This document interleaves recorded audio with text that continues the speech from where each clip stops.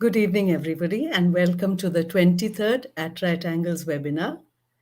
Usually, we focus on articles from the publication At Right Angles, which is a joint publication of Azim Premji University and the Community Mathematics Center, Sahyadri and Rishi Valley. Of late, however, we have been diversifying a little bit. For example, last webinar, we focused on reading in and around mathematics. And we had a really fascinating discussion on the different meanings of reading in today's world. Today, we have another very, very interesting webinar, which is focusing on a current event in the field of math pedagogy in India. So you would have read the advertisement and you would have come prepared to hear all about the learning framework, which is developed by the Central Board of Secondary Education. We welcome Dr. Sweta Singh, Joint Secretary CBSE, to this discussion. And we look forward to hearing more about this exciting new development from you, ma'am. But before that, let me introduce the other panelists. We have with us Aanchal Chomal, Associate Professor, Azim Premji University, who has been closely involved with this process from start to finish.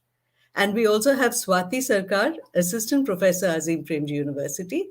Swati was an integral part of the development of the math learning framework. Welcome all of you to this webinar. And let me start without further delay with my first question to Dr. Sweta Singh. So, Dr. Singh, I actually always connect these two words, CBSE and examination. So you don't actually use one word without the other. But now I see a big canvas, something that is aligned to CBSE's vision.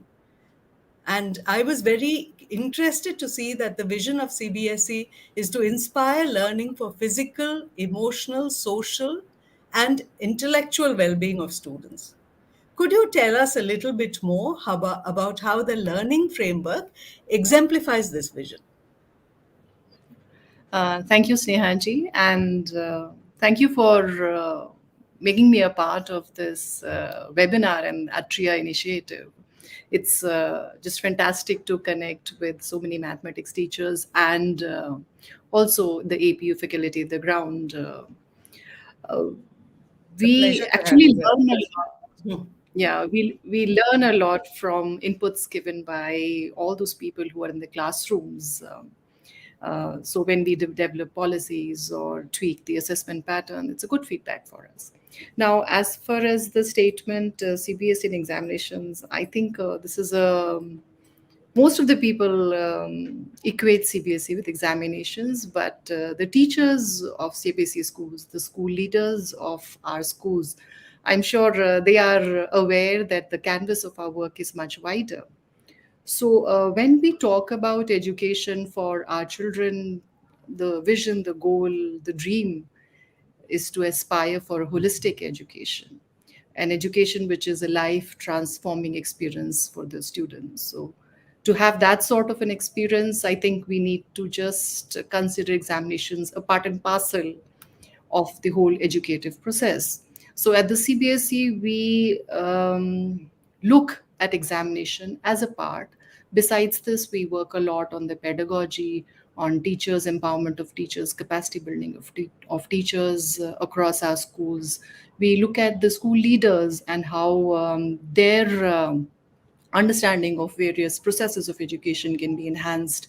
We also look at our personnel at the CBSE so that everybody has a more wholesome and a holistic approach to education, and it's just not centered around examinations. Of course, examinations, especially at the 10th and the 12th level, are a very important and integral part of the process. They sort of certify all our students that the students have completed this many years of education, this particular curriculum, this particular course, and that is also very important because we want to understand how the education is happening in various schools and whether we have some sort of standard achievement across all students. So that of course, it's a very, very important process.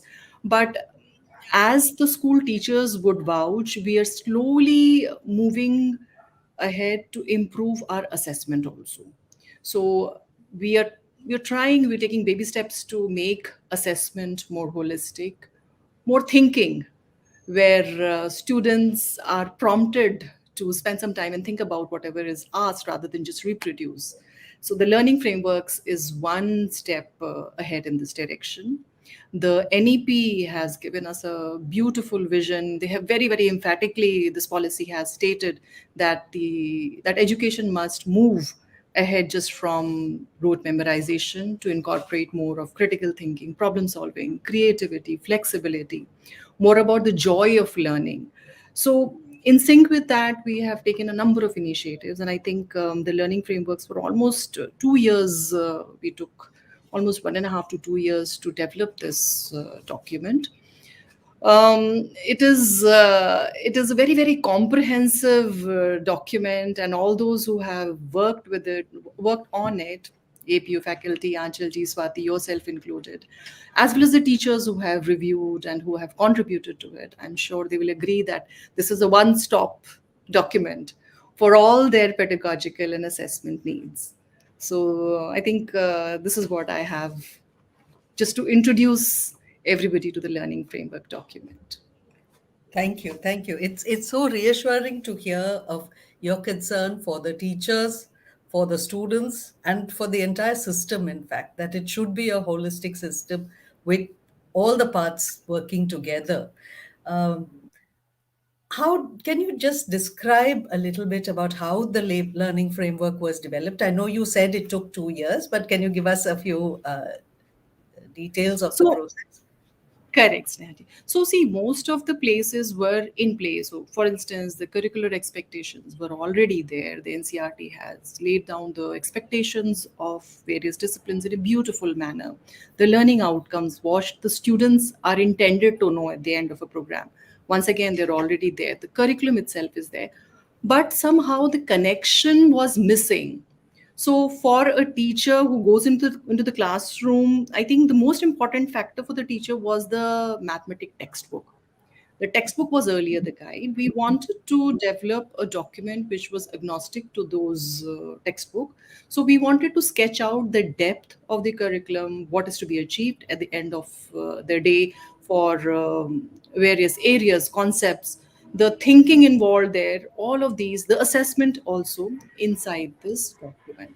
So we started debating. First of all, we started looking at various documents available. A lot of international material was studied, the PISA framework, the TIMS framework. A lot of material was seen. And after that, we sort of sketched out the components of this document.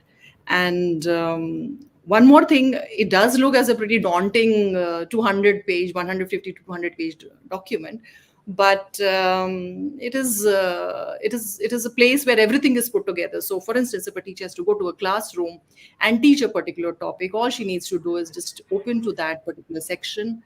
The hard work which the teacher is expected to is already done. So your outcomes and your learning indicators have already been specified. The depth in which you have to deal with for a concept is already been clearly indicated there.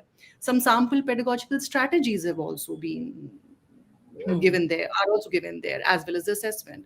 So I think the teacher, he or she needs to just open to that book, look at what needs to be done, plan, think a bit innovative, adopt it, adapt it, change it, tweak it, and go to the classroom. So the most important thing for me is that it is a one place compilation of all the necessary things which are required in terms of pedagogy as well as assessment for a teacher.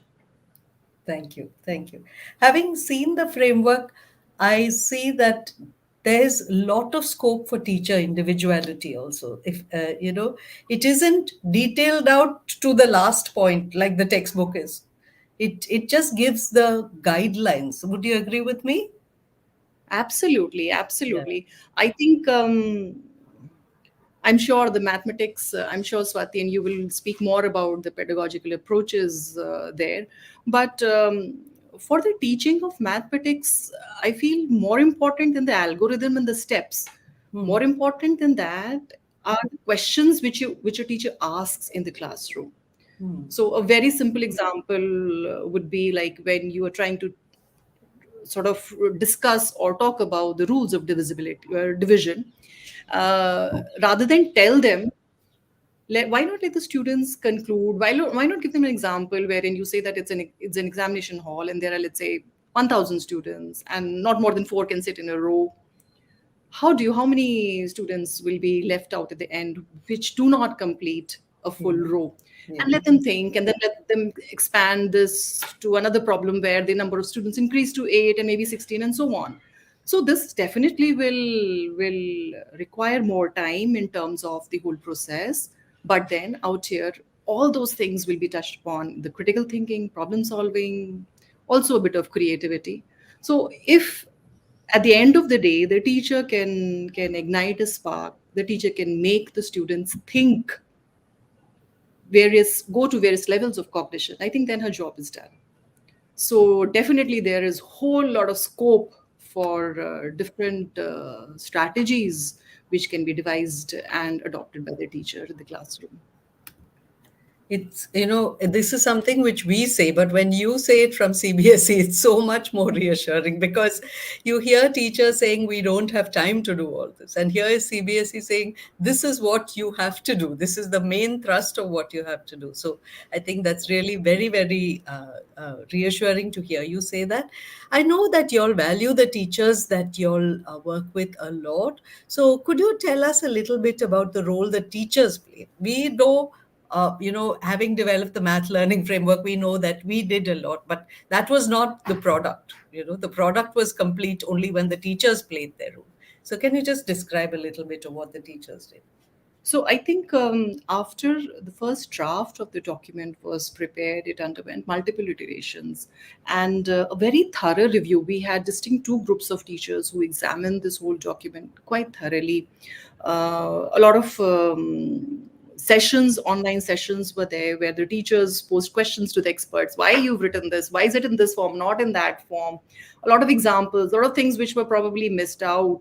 So all those things were pointed, and then when a common understanding was arrived at, then only this document was finalized. After that, we also circulated it amongst a few principals, and then we did another massive exercise. We put it up on the CBSE website. We sent across the document, a very a summarized version of the document, its various sections, to mathematics teachers, engaged them in a workshop, took feedback from there, and then finalize this document. So I think it's not just four, five, six teachers who've contributed, it's hundreds of teachers who have been a part of this process, be it the online webinar or the feedback which we received. Of course, one of the biggest role is of the faculty at the APU. What you have done, you people have sat through and spent hours and hours on this, on creating this document. But I'm also grateful to the teachers who have reviewed, given their feedback and inputs on this. So they've definitely played a very important role. Absolutely. It's nice to hear you say what we did, but the role they played, they actually took this into their classrooms and they visualized their pedagogy driven by this learning framework. And the comments and feedback that they gave us was so, so very useful to us as we worked on this. I'm sure Swati will agree with me on this. But let me just move on to Anchal now. Anchal, I know that you have been part of the learning frameworks ever since it was visualized. And now you are here. I won't say at the end of the process, it's the beginning of the next stage. So, can you just tell us about this journey for you? Yeah, thanks, Sneha.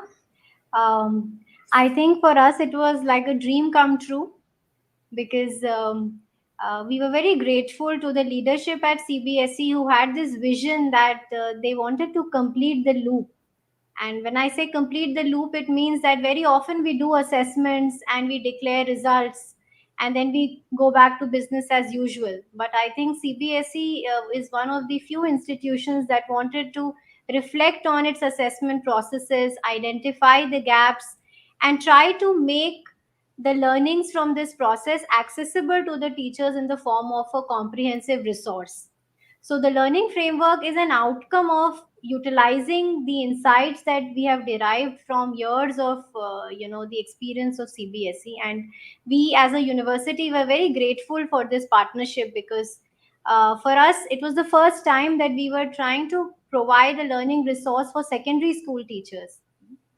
Now, a few things I think that were fundamental. One is that very often there are intuitive ideas about quality. When you talk about a good mathematics classroom, or you talk about good teaching learning, good pedagogy, each of us has a intuitive understanding, some kind of tacit knowledge about what we mean by quality. But through this framework, the idea was that how do you make that intuitive idea, that intuitive understanding explicit? So, across all the learning frameworks, the effort was to make these quality standards, as we intuitively understand, explicit by specifically discussing the outcomes, the indicators that are expected in each subject. So, that I think was one of the first steps that we undertook.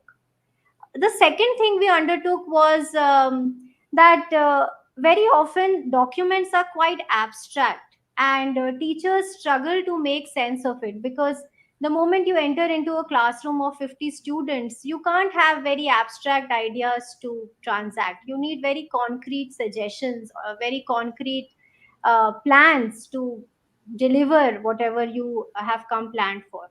So the uh, in the development of the framework, it was also very important that any level of abstraction is broken down into certain specific things. Now, one illustrative example of it was how the learning outcomes that were provided by NCRT for secondary stages were broken down into smaller milestones called as indicators, and collated in some kind of a coherent fashion aligned to the concepts, because as it was discussed earlier, that the idea was to break away from the textbooks, but at the same time not make it so disconnected to the here and now of the teachers. So that was the second thing in terms of principles that were kept in mind.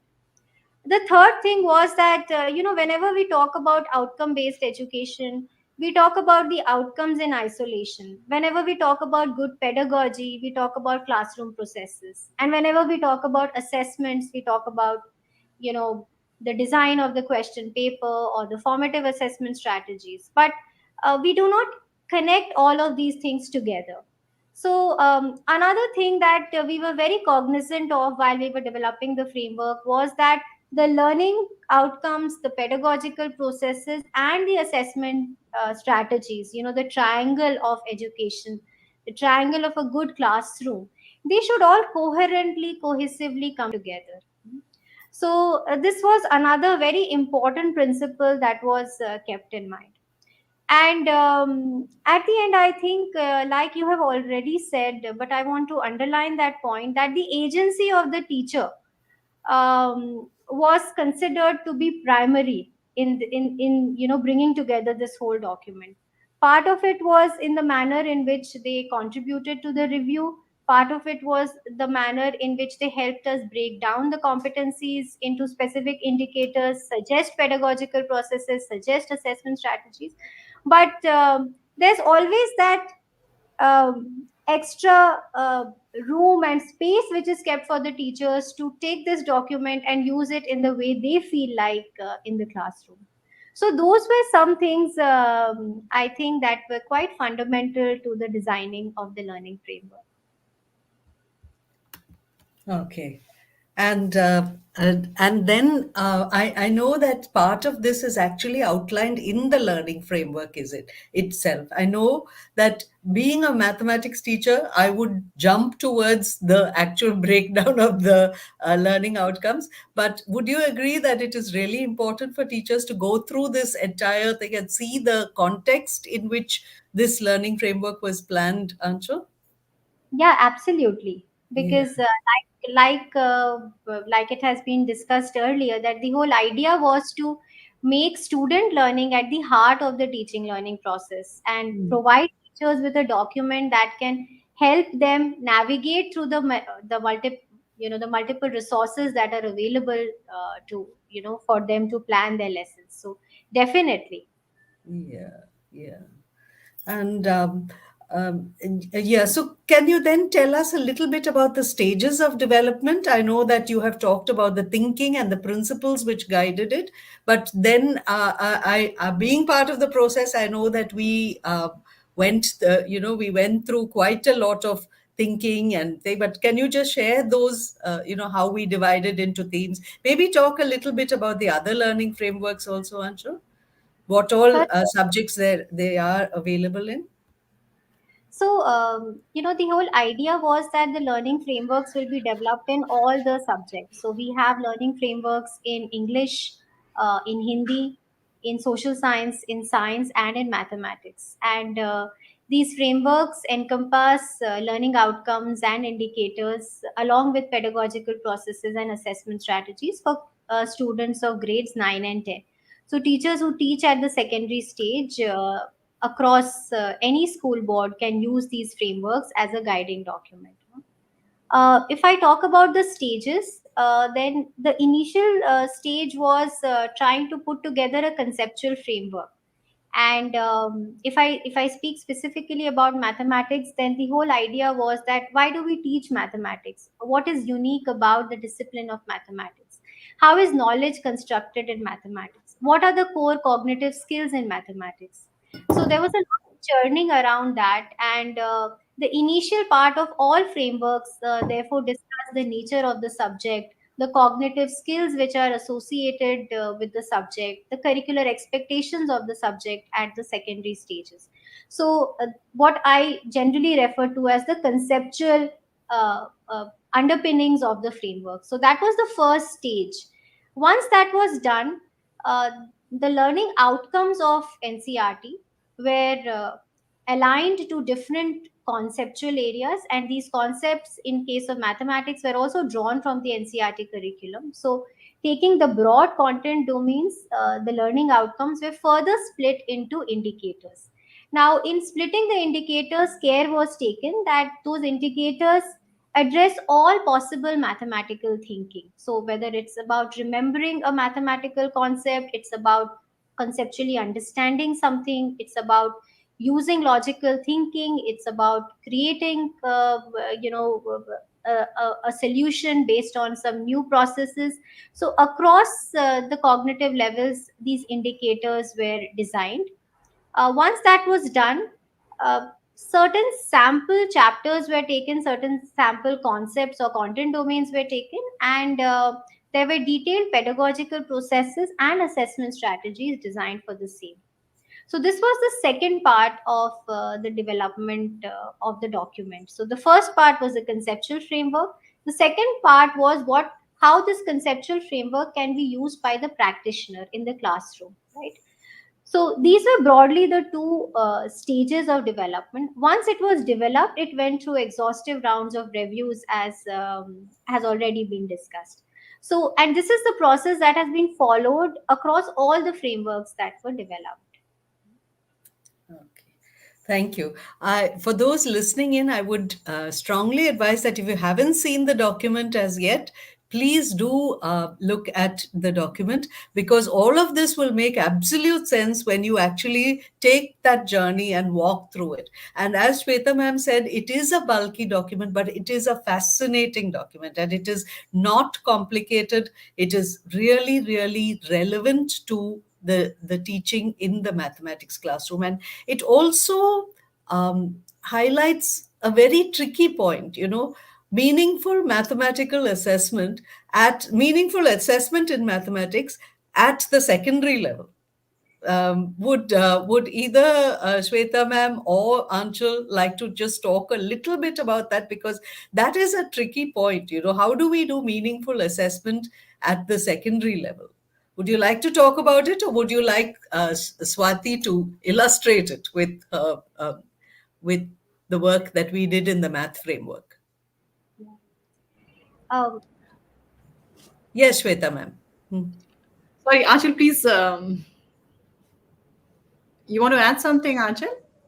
uh, Sure, ma'am, you can go ahead and then maybe I can add a few things. So it's just not mathematics. I think it's this question is valid for all the subjects, for sciences also, for languages also, social science also. How do we ensure that assessment does justice to the expectations which are embedded in the teaching of that subject, to the teaching of that subject? So I think we've not really been able to, frankly, we've not been able to do justice to that as of now. But once again, it's very difficult to overhaul or completely change the whole of the pattern of assessment overnight. I think it's not a good idea also. We are definitely moving ahead. We are definitely putting more questions which are context based. We are adding more questions which have cases, which have images in the science and the mathematics and the languages paper, which require the students to think and not just memorize or solve last few years papers and come to the examination hall.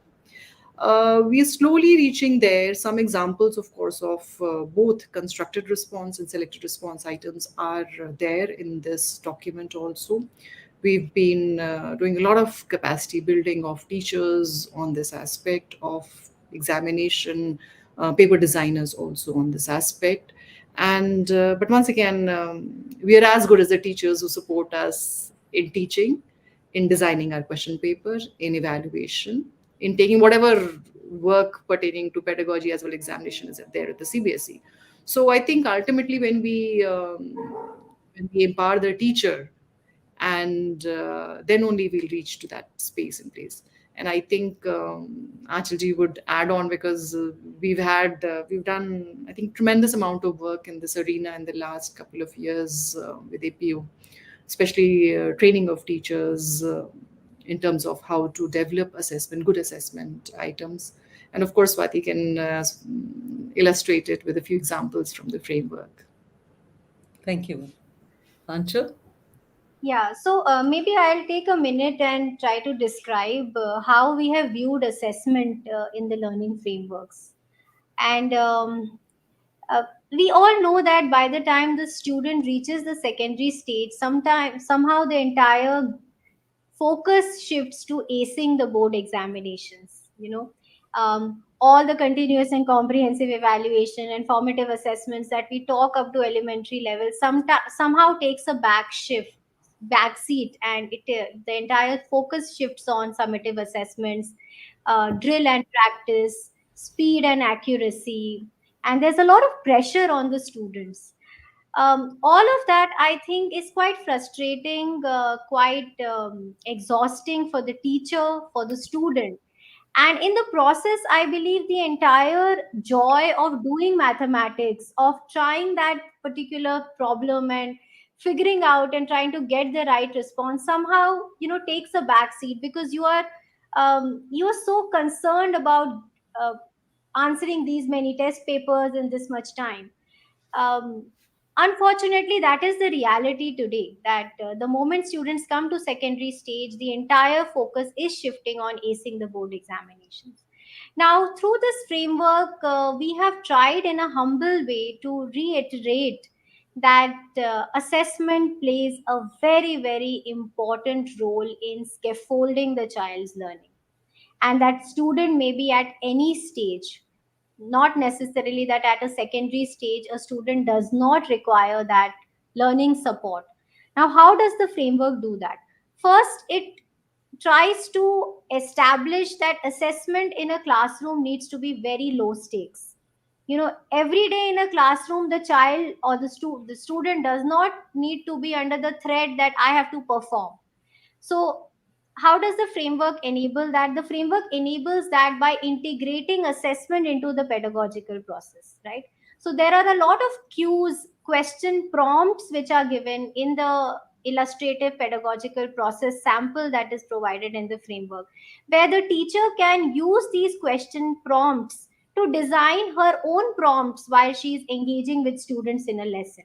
And these can be very simple prompts, like if you're teaching a topic on probability, you can just ask, how will you approach this problem? Are there different ways of approaching this problem? what do you think is the advantage of one strategy over another strategy?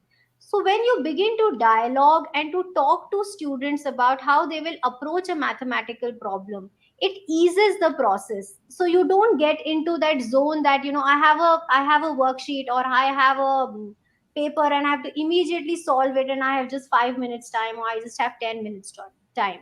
So, through these question prompts, we have tried to integrate assessments in the pedagogy. And of course, I'm using question prompts as just one example. There are many such examples of how assessments can be integrated in the pedagogy. The second approach that has been kept in mind is that, when we talk about mathematical thinking, it is a comprehensive set of skills that we are talking about. The skill to remember a particular mathematical fact, the ability to conceptually understand something, the ability to apply that understanding into in familiar, unfamiliar context, the ability to use multiple approaches to solve a particular mathematical problem. So when we are saying that the aim of mathematics education is to develop mathematical thinking, that thinking is not binary. It's not that it is there or it's not there, right? So the process of learning and how children acquire that mathematical thinking is very important. And through the assessments, we have tried to ensure that. Simple ways in which this has been ensured in the framework is by giving very detailed marking schemes. So when a student attempts a problem, the student goes through certain mental processes. Now it is important to acknowledge the milestones of those mental processes. So in the marking scheme, complex mathematical problems and the way students will approach those mathematical problems have been broken down into simple steps. And we encourage teachers to use those marking schemes in order to understand the process the child is adopting in solving a particular mathematical problem. The student may or may not arrive at the right product, but it is important to acknowledge that process of learning, because unless we don't acknowledge that process of learning, students will get demotivated and discouraged by not getting the answers correct. So that's the second thing that we have um, kept in mind. The third thing I believe we have kept in mind is that somehow the moment it comes to mathematics, we believe that questions have to be very straightforward. But there are a lot of diverse contexts that have been provided, and a lot of these contexts are from real life situations. So there are data tables, there are graphs, there are a lot of information based on socially relevant issues which are provided as assessment items in the framework. And we encourage teachers to use that as a reference to create their own context based questions, as we call them. So again, the idea is to, even within the realm of designing questions, if we could use diverse context and a lot of rich cases to sort of develop the questions. So I think these are a few things, Sneha, that we have kept in mind, that assessment should be low stakes. Assessment should scaffold the learning of the student. Assessment should focus more on the process of learning and not so much on the product. And diverse contexts also need to find a place in mathematical, assessment of mathematical thinking. Thank you. Thank you, Anshul. Um, I think I'm most heartened by the fact when you said it's not a binary. And so far, I think people have said, I either love maths or I hate maths. I'm good at it or I'm bad at it. But here we are actually seeing that there is a scaffolding provided to move a child through levels of accomplishment in mathematics.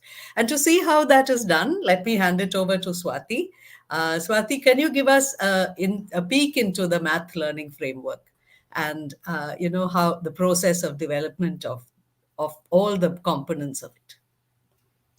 Yeah, let me just share my screen and then we'll talk about what we did. Um, so, first thing that we were trying to do is, we had these three categories: knowing, applying, and reasoning. So, what does knowing mean in mathematics context? What does uh, applying means? What does reasoning mean? Okay, so that was kind of the first thing that we tried to wrap our head around, and tried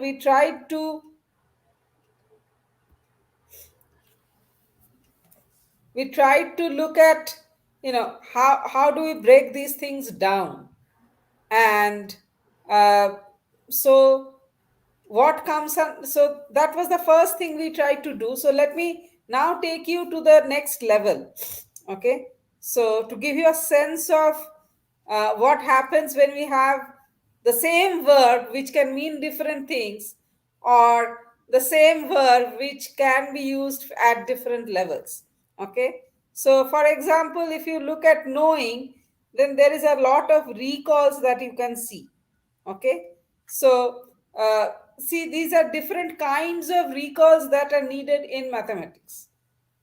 Okay, and they all fall under knowing, but we thought that it will be good to call it out.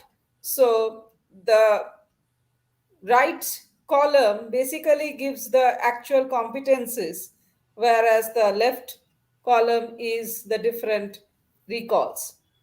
Okay, now let us take a look at So different levels of just let proof. me stop you for a minute, Swati. So recall is basically of things which are either in the textbook or have been done in the classroom. Correct, So it would correct. So it this is is not it is actually going towards the lower end of the Bloom's taxonomy. yes, Yeah. yes, Okay. Okay. yes. Now Yeah. let's talk about proof. Okay, but I mean, typically, if you think of reasoning in mathematics, the highest form is proof. But is every proof at the reasoning level? Now, if a proof is given in the textbook, has been worked out in class, and the student is just reproducing it, then does it fall under reasoning? So we thought that in that case, it will fall under reproducing proofs. So it will fall under knowing. Okay, and you can see one example each from class 9 and class 10. Okay, on the other hand, if the student has to prove an unfamiliar statement using one or two known facts, so then it is at the apply level, because you already know something and you are just applying it. But if it requires more involved process using logical reasoning, understanding properties, laws, theorems, that is when we are putting it under reasoning. Okay, and again you can see some examples for each one from class 9 as well as from class 10. So Example competencies, right? yes, these are Yeah. examples of competences. And I can see how teachers can use these competencies to frame problems. Exactly. Yeah. But, and so Yes, you're actually not giving them the problem, but you're enabling them to create problems. correct, Yeah. correct. We Yeah. are So basically we're giving actually them moving through the the whole, criteria how they can choose. yeah. Yeah. And we're moving through the whole spectrum from lower order thinking skills to higher order thinking skills. Yes. Yeah. So now let us kind of zero in on a one particular topic.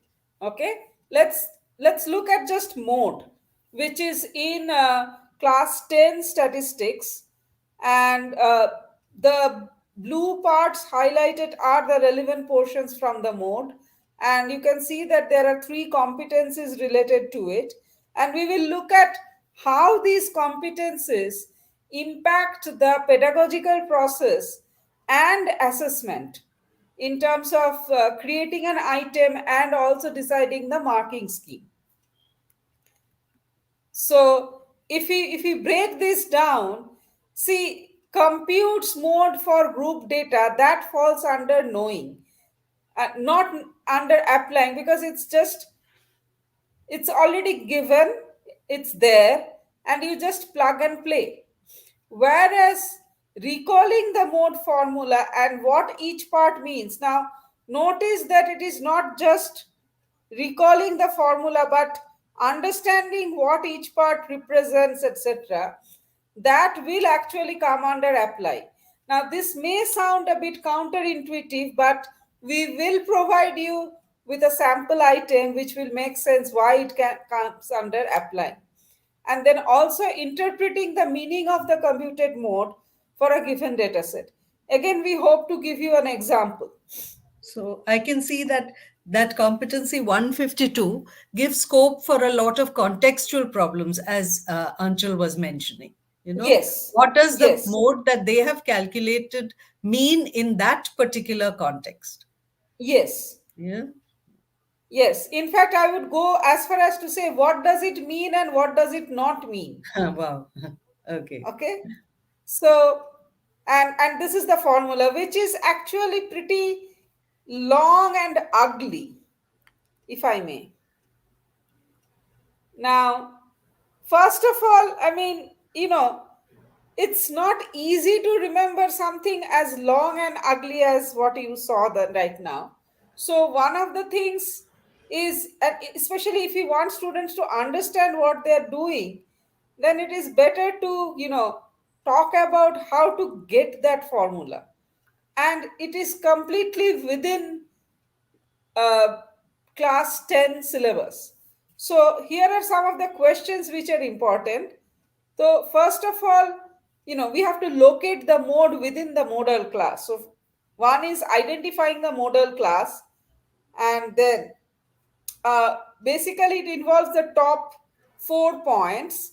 And so there is a question on why top 4 points, etc.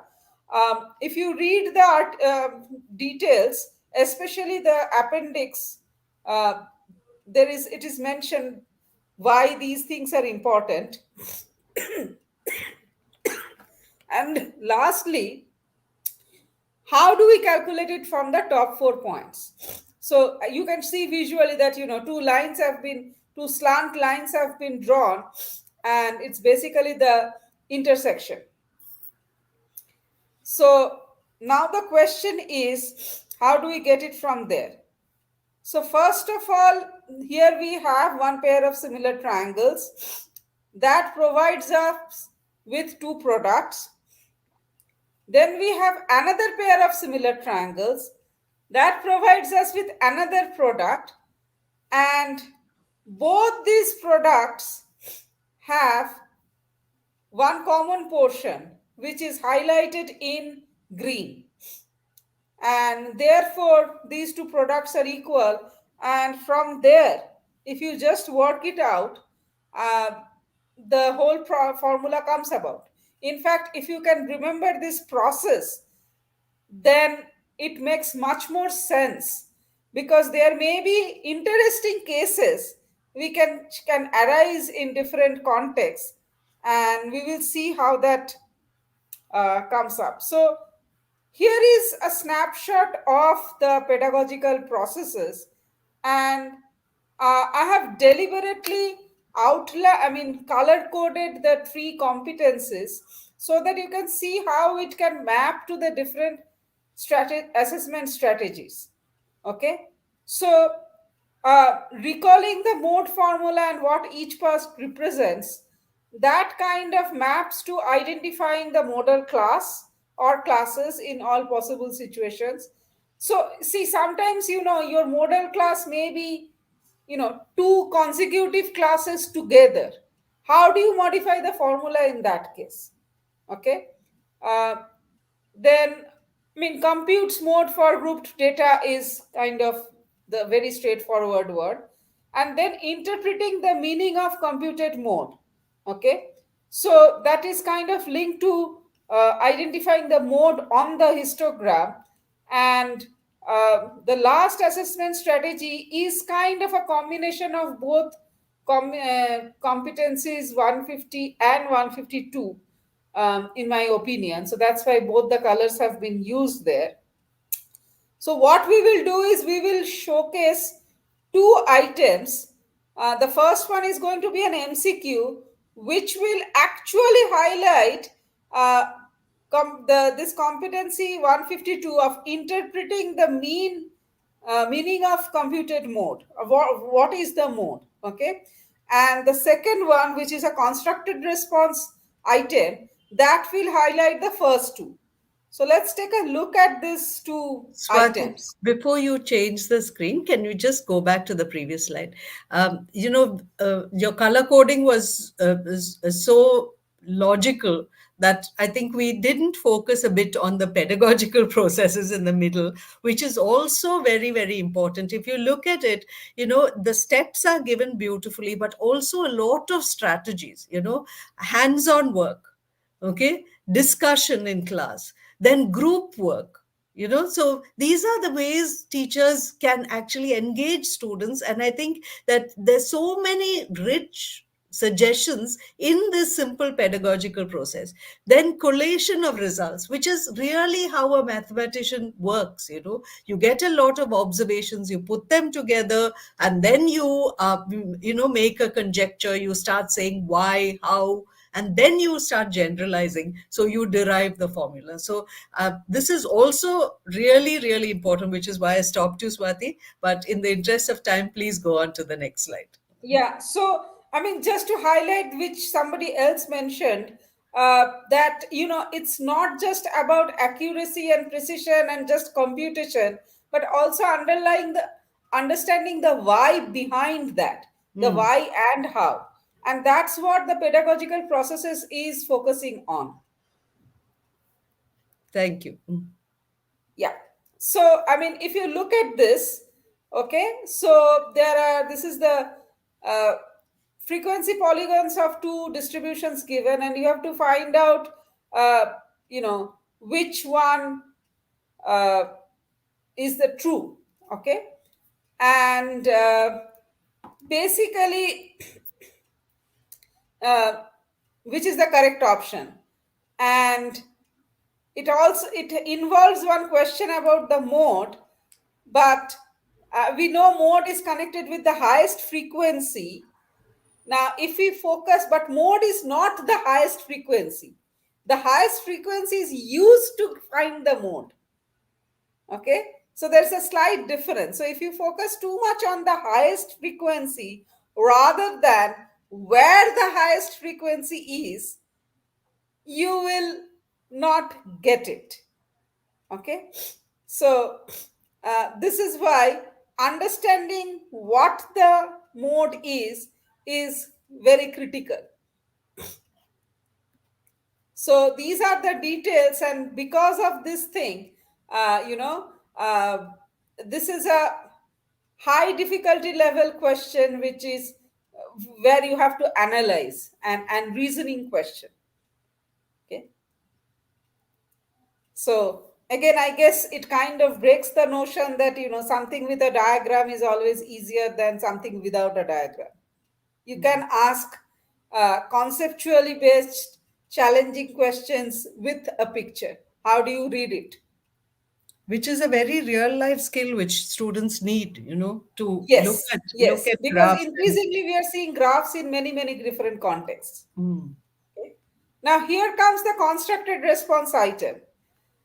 Now, the tricky thing is, if you look at this, the frequency in this case is actually relative frequency, which is given in percentages. The modal class, which has the highest relative frequency, is actually the first class interval. Okay, which means usually it's somewhere in the middle. Okay, but in this case it's at the one end. So how do these frequencies change? Okay, so that's basically the tricky part. Now, so this is the corresponding things. And here also, there are two competencies involved: recalling the mode formula and what each part represents, and computing it. And it is at the apply level. Okay, and the difficulty level is high. Okay, so notice how we have split it for marks. And usually people assume if there are 4 marks, most of it will go towards the computation part. But if you notice, we have kind of mapped the marking scheme with the competencies, and you see that bulk of it, 75%, 3 out of 4 marks is actually for recalling the mode formula and what each part represents.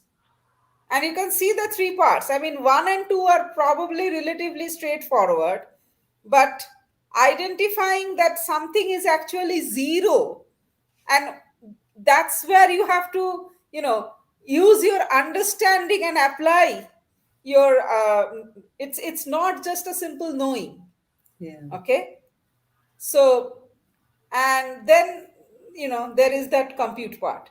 So this is an illustration of a case where, where this can arise, and what do you do at that time? Okay. How do you interpret things? Same formula, but how do you use it? How do you modify it? You can't do it unless you understand the meaning Yes, of the terms. exactly. Exactly. So, these are what we wanted to share. And again, like, these are just some examples. There can be many more. I mean, these are examples from just one topic. Yeah. Thank you. Thank you very much, Swati. We have started getting questions from the audience. And since we do have only about 9 minutes left, I would like to move on to that. But before that, I just want to ask all of you, is there anything that you would like to add to the discussion before we move on to the questions? And for the audience, if you have questions, please do post them in the chat box. Dr. Sweta Singh, is there anything that you would like to add? I know that competency-based education is mentioned in the NEP. So going forward, how would you see this moving very naturally? You know, a lot of things which we have talked of have been in the NCF 2005, the position paper, the vision for teaching school mathematics. Now, how are we moving seamlessly into the scenario that will be defined by the NEP 2020?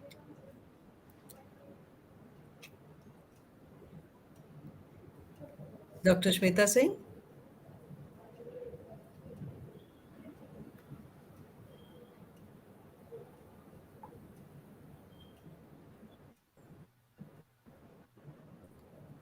I think her Snehaji, I'm connection. sorry, I lost you for a moment. Okay, okay.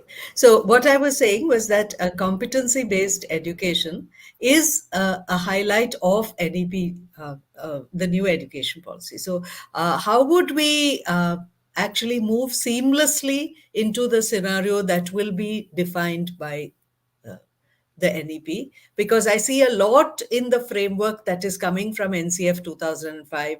We're seeing the vision for teaching school mathematics exemplified here. So how do you see this going forward? How do you see, how it will sit in the education scene of today, the competency-based education?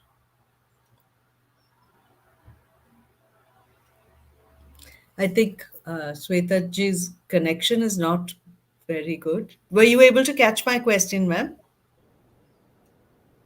No, ma'am, I lost the Okay, okay, connection for a couple of, I think, so, okay, okay. so I beg your Um, pardon.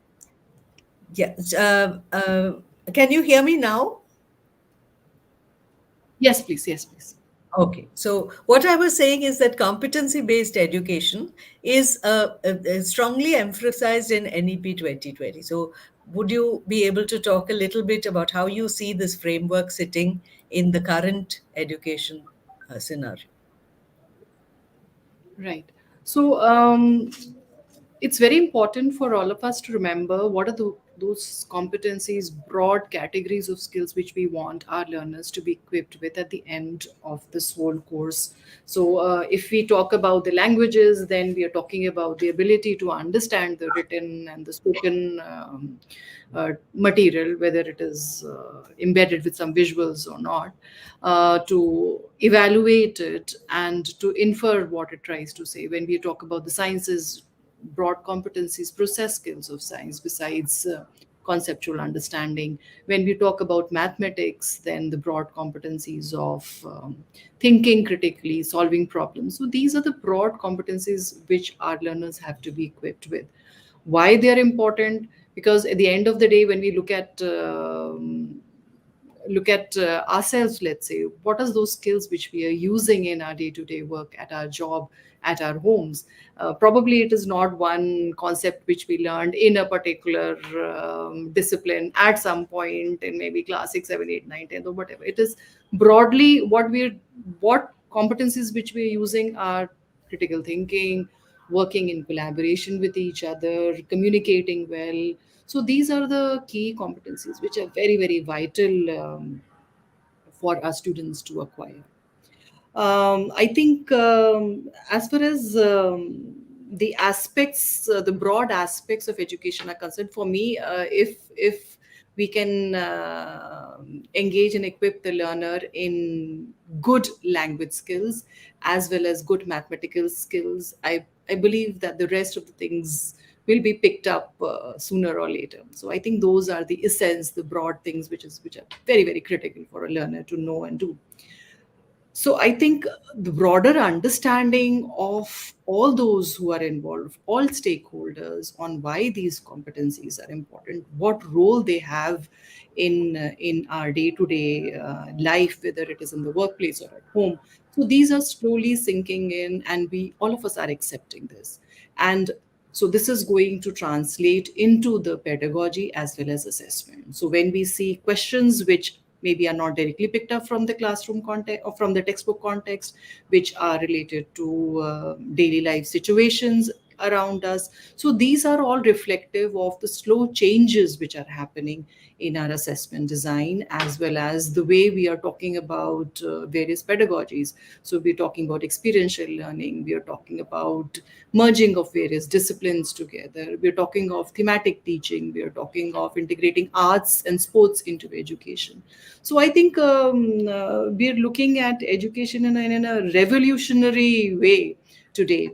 So, but ultimately the onus is on the teacher, on what she's doing in the classroom. So I think it's important for us to know that the teacher, as she evolves, she figures out what is working in her classroom, what is not working. She's constructing and developing her own pedagogical approaches. She has a lot of autonomy, but once again, we are there to support her. So I believe that slowly we will see more of this approaches of education coming in the classroom as well as assessment. And of course, there is a general consensus regarding how important these skills are. Also, on general consensus on how the concepts may be updated, some may become redundant, so our textbooks may change over a period of time, but the broad competencies, of course, the important ones will remain the same. So I think a general understanding is also evolving amongst the teachers, amongst the parents also. So slowly we're seeing some changes, and we're hoping for more of this to continue. Thank you, Shwetaji. It is seeming so student centered. I think that is also very, very heartening.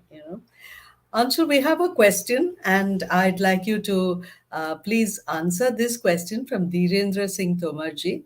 It is help. He's asked, is it helpful for teachers in their classroom processes? This is one of the most common questions all practitioners have, that how is it going to add value to my existing knowledge, my existing expertise? Can it make my job easier in the classroom? I would like to remind all of us that, at the heart of the mathematics learning framework is how do you connect classroom mathematics to real world mathematics? And how do you look at mathematics not just something that happens in the simulated locally, but how does it become a way of thinking? How do you think mathematically? How do you imbibe that understanding of mathematics so that it becomes like second nature to you? So I think this framework is extremely useful in helping teachers get this perspective about why are we teaching mathematics at the secondary stage? What is the nature of mathematics? Why is that discipline important? and how should we approach teaching of that discipline. So I think it's a very useful resource to build that kind of a perspective towards approaching mathematics in the classroom. If I talk about certain specific ways in which a teacher can use it, first thing, the competencies that are listed in the mathematics framework, like my colleague Swati described, that they are graded from lower cognitive ability to higher cognitive ability. So they can become very interesting placeholders for your lesson plan. When you're designing a lesson plan, you make sure that you are addressing a wide range of competencies, triggering all kinds of cognitive thinking among students. So that is one thing that you can take directly from the framework. Second thing you can take from the framework is how do you design classroom processes where you are able to break down complex concepts, complex competencies into simpler processes and simpler steps. So there are beautiful examples to be able to demonstrate to you that how do you make classroom conversations, classroom processes alive and engaging.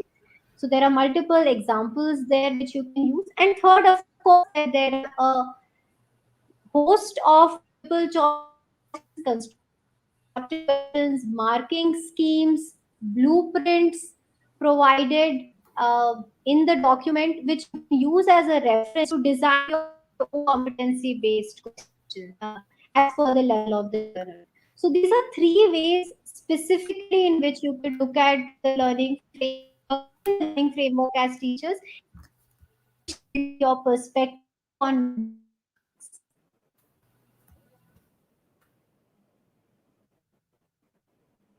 Uh, I'm afraid we've lost Anchal. Uh, um, Anchal, are you back with us? Yeah, can you hear me now? Yes, very well, very well. Yeah, Yeah. please continue. Yeah, so I was just saying that while at the overall level, this document can help in building a perspective on how to visualize mathematical education inside the classroom by connecting it to real life mathematics. In most specific terms, the competencies that are provided in the framework can help the teachers design lesson plans that address a range of complex cognitive abilities from lower order thinking skills to higher order thinking skills, like the example we saw in the example of the mode. It can help you design a lot of pedagogical processes that can make your classroom engaging, that can involve all the learner and make room for learner-centric pedagogy. And of course, there are a lot of samples of multiple choice questions provided, structured response questions provided, markings which are provided, which can help you give ideas on how to design competency-based assessments. So these are three specific ways in which you can also use the framework as teachers. I Thank you. hope I'm audible. Yes, yes, we got you, Anchal. Thank you so much. So we have a question from Dr. Sudhindra, which I will pose to Swati. How much can be covered in one period? It's a tricky question. Okay. First of all, uh,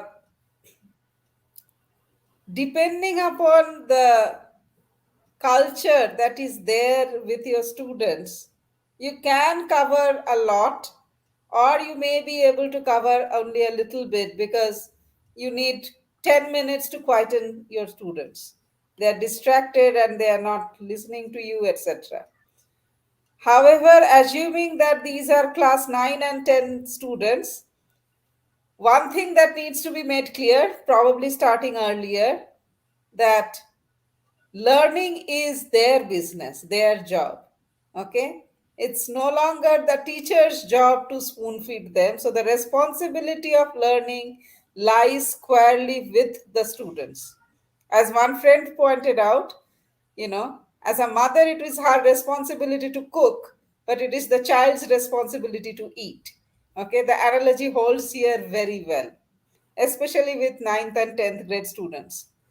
The second thing is, so yes, obviously that culture needs to be there, and it cannot be done only in one class, but rather in the entire school.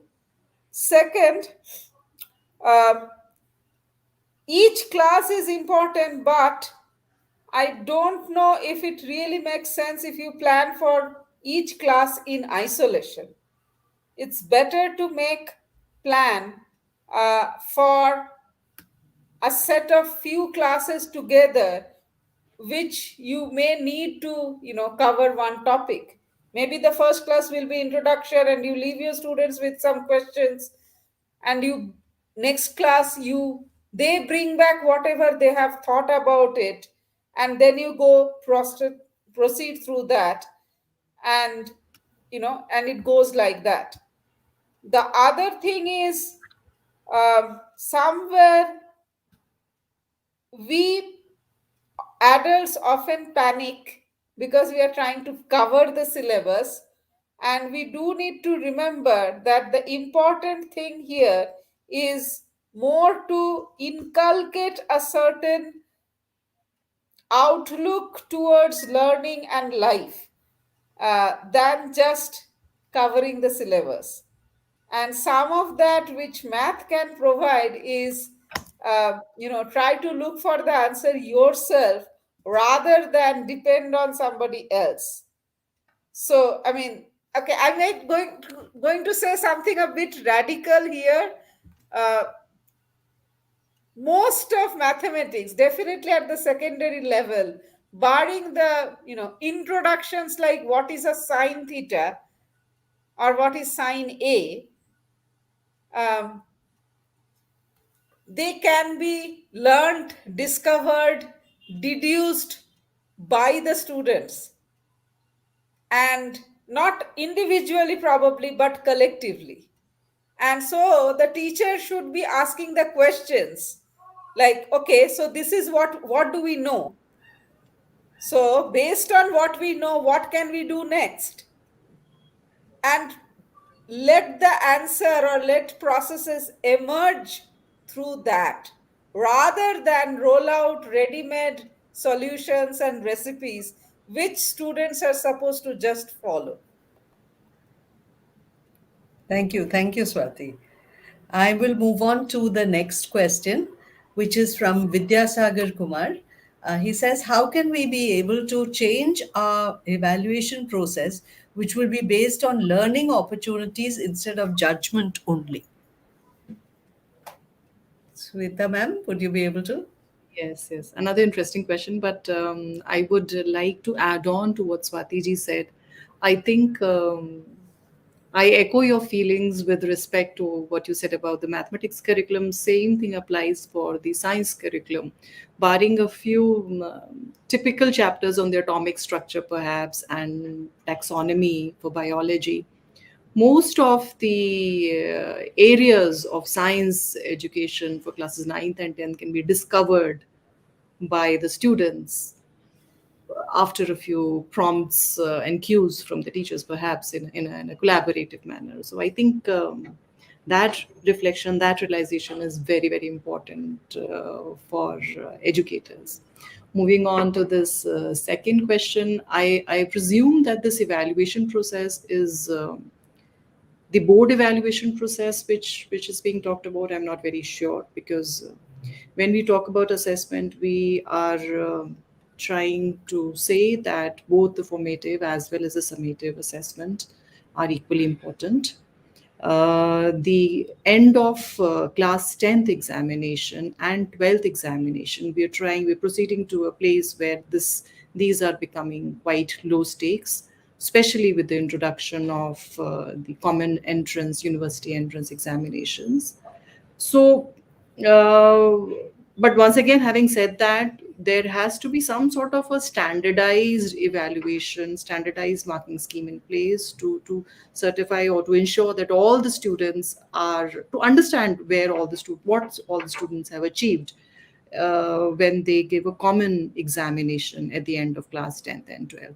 So I think for that evaluation, what we are doing, we are making the marking scheme more robust. We are as illustrated in earlier examples, we are ensuring that significant amount of weightage of marks are given to those cognitive aspects which the curriculum holds more dear, and less importance is given in terms of the marking scheme as well as questions which only ask for recall of information and knowledge. I think uh,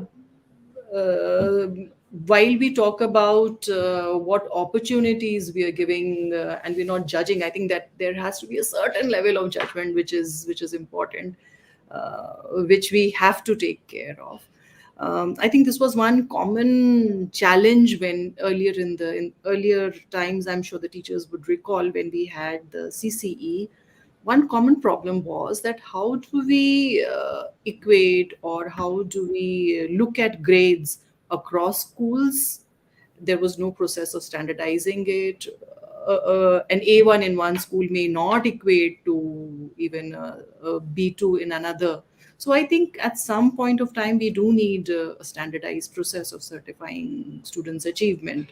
But once again, there is an equal emphasis. In fact, there is more emphasis on assessment for learning, how you're doing assessment, whether you're recording it or whether you're not recording it, whether it is being very seriously documented or whether it is just an observation from a teacher's end. But once again, formative assessment or assessment for learning are very, very critical and important from the teacher's perspective. So a lot of capacity building, a lot of training in those areas has already been initiated, and we hope to carry more of that in the years to come. I hope I've been able to respond to your Thank you. question. Yeah, I'm sure that Mr. Vidyasagar will be very happy with your response. And we have one last question from Bhavani. I would request Aanchal to add anything that she can to the previous response, and also answer this question. You know, Sweta ma'am talked about capacities of different students, but here this question talks about capacities of different teachers. Can you emphasize a little bit more on the challenge or dilemma that it is important to provide freedom to teachers, and on the other hand, we must have a specific, at least guiding structure to share, which I think is where the framework is going. But how is this done considering different contexts and capacities of teachers, etc.? Yeah. I think this is a very beautiful question and a very pertinent question. I can speak from the experience of the Azim Premji Foundation's work over the last 20 years in the field of education, and having worked across so many districts. I think that teachers are